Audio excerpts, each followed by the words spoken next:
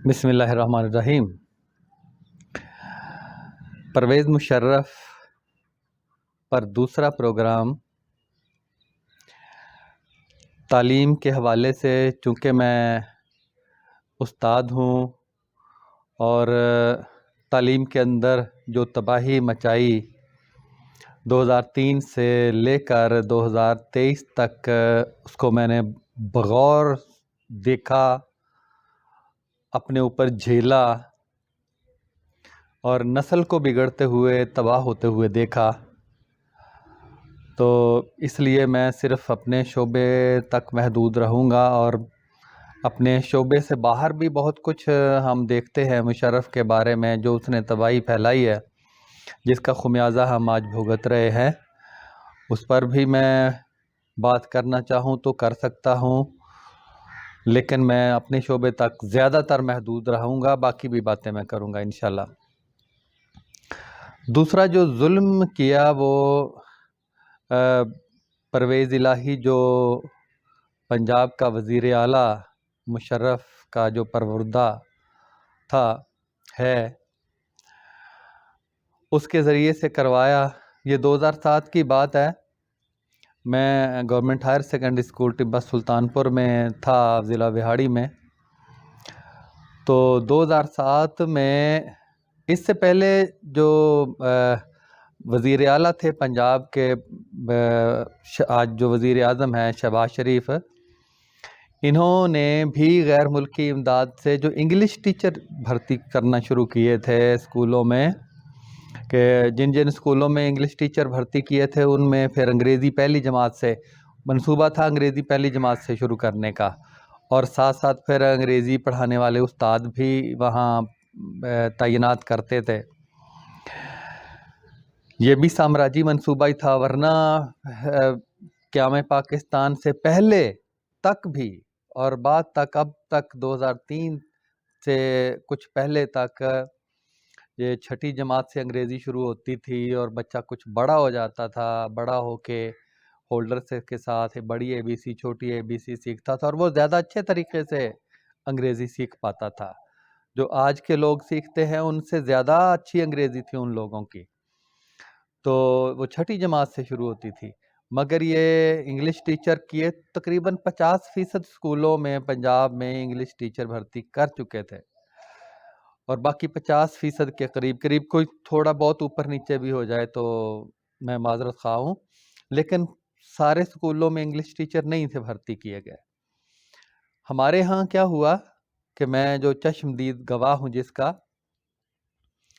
پھر میں بہت سارے اسکولوں میں بھی گیا، اور وہاں پر بھی مجھے یہی کچھ بتایا گیا جو اب میں بتانے والا ہوں، کہ 2007 میں انگریزی کو لازمی قرار دے دیا گیا پہلی جماعت سے 2007 میں۔ اس کا مطلب کیا ہوا کہ ہمارے اسکول میں ارد گرد کے تقریباً سارے اسکولوں میں انگلش ٹیچر نہیں تھے، اکا دکا اسکول میں تھے۔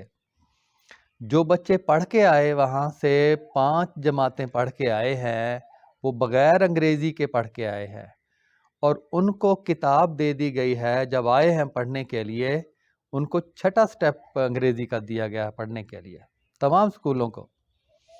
اس پر تحقیق ہونی چاہیے کہ جو بچے پہلی جماعت سے 5ویں تک انگریزی نہیں پڑھ کے آئے، ان کو پہلا سٹیپ اے بی سی ان کو پڑھنے کی ضرورت ہے، ان کو چھٹا سٹیپ وہ کیسے پڑھ سکیں گے؟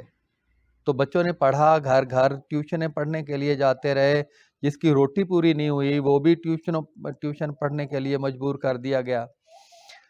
تو یہ اس طرح سے انگریزی، اور جو 5 جماعتیں 5ویں میں تھا، 4 جماعتیں انگریزی کے بغیر پڑھ کے آیا تھا، اس کو 5واں سٹیپ پڑھنا پڑا، اور جو 3 جماعتیں انگریزی میں پڑھ کے چوتھی میں، انگریزی کے بغیر پڑھ کے چوتھی میں آیا تھا، اسے چوتھا سٹیپ پڑھنا پڑا انگریزی کا۔ یہ ظلم کیا گیا یہ اس پرویز الہی نے، اور ہمارے ہاں تو یہ رواج ہے کہ تباہ کر کے جو چلے جاتے ہیں ان سے کوئی پوچھنے والا نہیں ہوتا کہ تم نے اس کے نتائج کیا ہیں، پھر یہ اس پر کوئی تحقیق نہیں ہوتی، کوئی اعداد و شمار نہیں ہوتے کہ اس کا نتیجہ کیا نکلے گا۔ تو اس طرح سے انگریزی کو پہلی جماعت سے شروع کیا گیا۔ میں کہتا ہوں کہ کسی پاگل کو، ذہنی مریض کو، جس کا دماغ صحیح طریقے سے کام نہ کرتا ہو، اسے بھی یہ کہا جائے کہ یہ اس کے اندر اس طرح سے تبدیلی پیدا کرنی ہے. اول تو یہ تبدیلی غلط ہے کہ پہلی جماعت سے نہیں ہونی چاہیے تھی. ہماری اپنی زبان میں ہی پڑھا جاتا کہ بچے اچھے طریقے سے پڑھ سکیں، اور آگے بچہ بڑا ہو جاتا ہے، وہ باقی زبانیں پڑھنے کے قابل ہو جاتا ہے، تو بچے کو پہلی جماعت سے ہی نفسیاتی مریض بنانے کے لیے یہ کوشش کی گئی ہے. اور اس طرح جس طرح سے کی گئی ہے، یہ بچے کو توڑنا ہوتا ہے.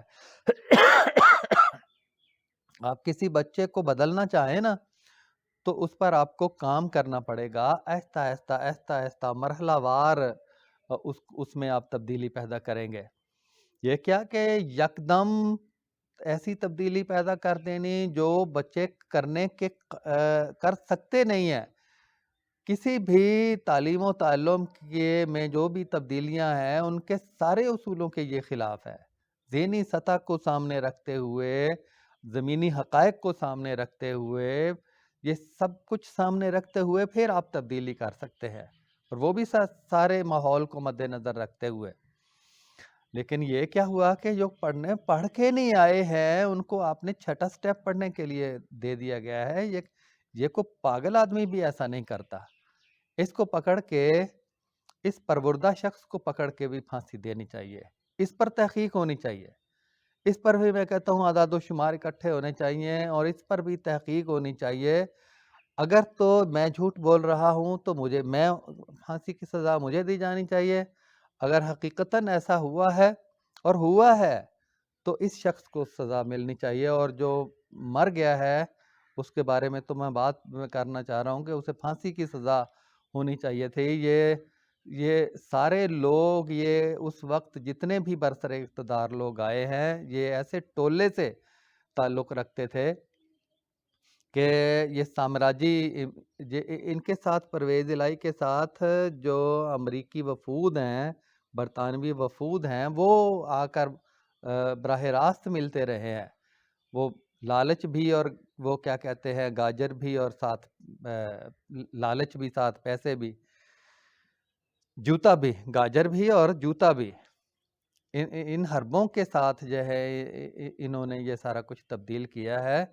تو یہ بڑا ظلم کیا ہے کہ تبدیلی ایک تو تبدیلی تباہ کن، اور دوسرا طریقہ کار ایسا کہ جس سے پوری نسل اپاہج ہو جائے، جس سے استاد پریشان ہو جائیں، جس سے والدین پریشان ہو جائیں، جس سے بچے پریشان ہو جائیں. تو یہ پیچھے فلسفہ کیا تھا کہ یہ ہمارے لوگ برسر اقتدار آئے ہیں سامراجی ایجنسیوں کا، ان سے ایمرجنسی میں، ان سے ہنگامی طور پر جو کروانا ہے وہ کروا لو. ابھی بعد میں حالات بدل سکتے ہیں، ان سے جو تبدیلیاں کروانی ہیں وہ کروا لو، چاہے اس کے نتائج کچھ بھی ہو جائے. تو یہ ان لوگوں نے کچھ اپنوں کا سوچا ہی نہیں ہے، یا نہ اس نسل کا یہ سوچتے ہیں، نہ ان کے اندر اتنا شعور تو ہوتا ہی نہیں ہے نا. شعور آپ کیا کہیں، ایک تو کہیں نا کہ بندے کو پتہ نہیں ہوتا، لیکن جو پیسوں کے ساتھ بکتا ہے وہ غدار ہوتا ہے. پیسوں کے اسے پتہ بھی ہو تو وہ غدار نے اپنا کام کرنا ہوتا ہے. تو یہ جو پیچھے آنے والے جتنے لوگ ہیں، وہ یہ اس طرح کے، یہ بھی اس طرح کے غدار ہیں.